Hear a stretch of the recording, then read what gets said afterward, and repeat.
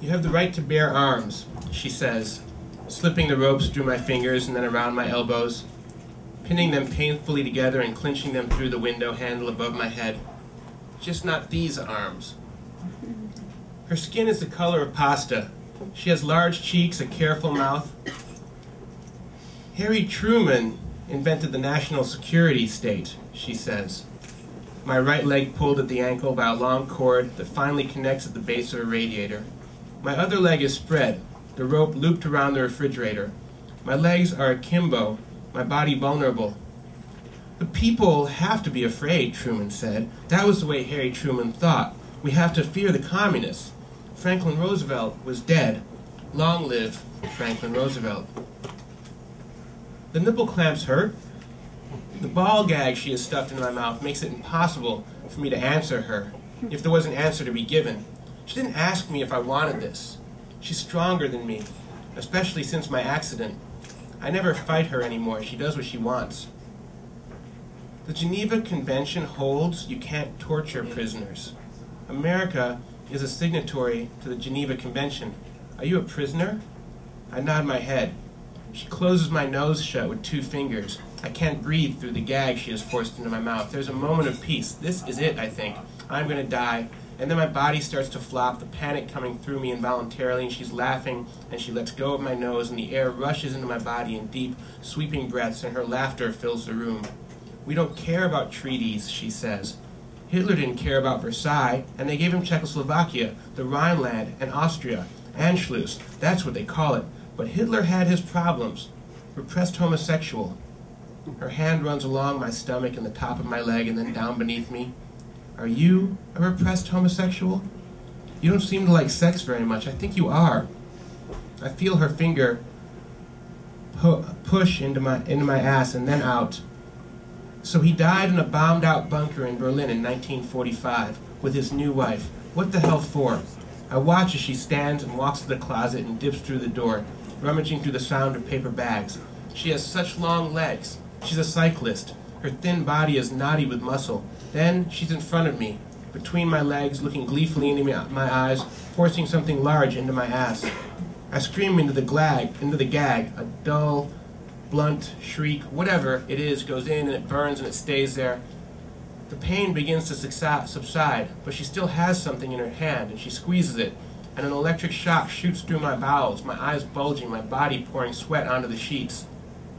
I was wondering if that would work. She smiles warmly, happy and content. It's been 12 years now since the first day we met. A couple of waiters in a young restaurant on the edge of a city, working to make ends meet. We didn't know what we had. We don't care about treaties, she continues.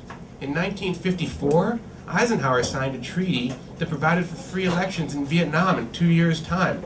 But when it came due, he changed his mind.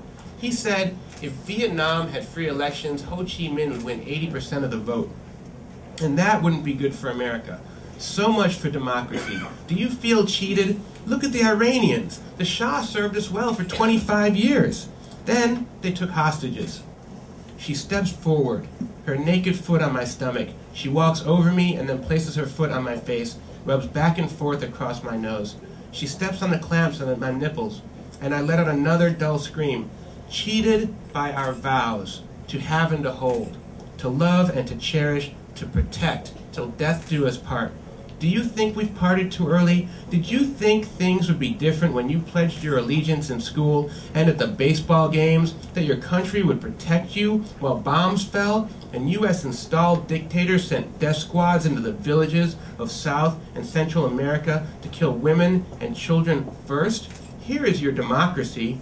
Her foot presses hard on my face and my nose hurts. I think it's going to break.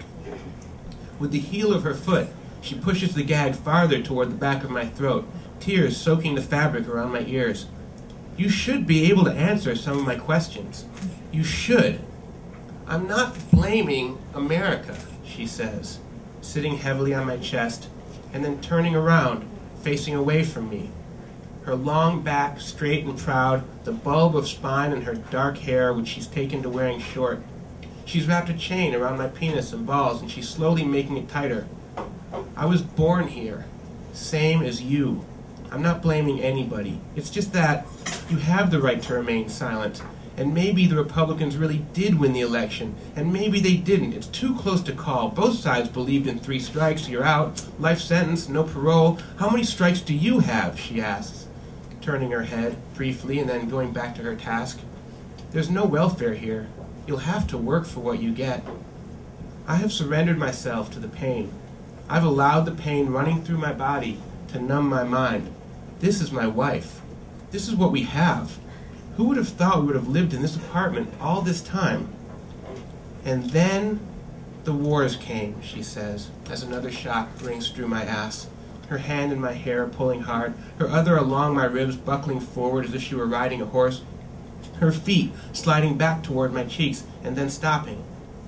She's loosening the chains, gently wrapping her thumb and forefinger around my penis and balls.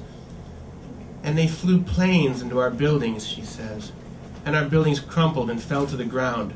We have to defend ourselves. They would have done it anyway, whether we deserved it or not. That's the way people are.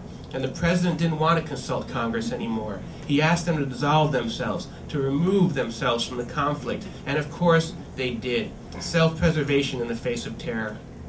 She slides her body back so her ass is just in front of my nose, the smell of her and her flesh totaling my vision. Do you remember Bukharin? She asks. It was 1936, and he confessed in a public address to the people. He turned on his fellow Bolsheviks, Kamenev, Trotsky, Zinoviev, all Jews. He wanted to save himself, but Stalin placed him under house arrest anyway. Koba, why do you need me to die, he asked in his unanswered letter to Stalin. But who was he to ask for forgiveness? All of the original Bolsheviks subscribed to a doctrine of terror, of starving their own people. It was merely the rooster coming home to roost. Her hand is in my mouth, fishing out the gag, plucking it from between my cheeks. She rubs her fingers inside my lips, massaging my gums. And she's right. I breathe so much easier now.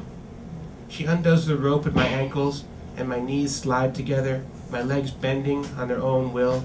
She undoes my hands from the window and releases my elbows, but keeps my hands tied together. My hands tied, I curl into a ball, pulling the tear-soaked sheet with me, and she curls behind me, her body circling my body, her knees forcing between my knees, one hand underneath my head and across my chest, the other between my legs. I can feel her body, her strength, which seems to increase every day, even as mine declines. Her body is so firm, intent, and purposeful. My darling, she says, a whisper, her voice like the cars on the street, penetrating into the darkness. Thank God for the evenings when the sun is down. I'll protect you. Her breath swimming across my ear, searching through my hair. You don't have to worry. Never worry. Never ever worry again. I am here. I will keep you safe. Thank you.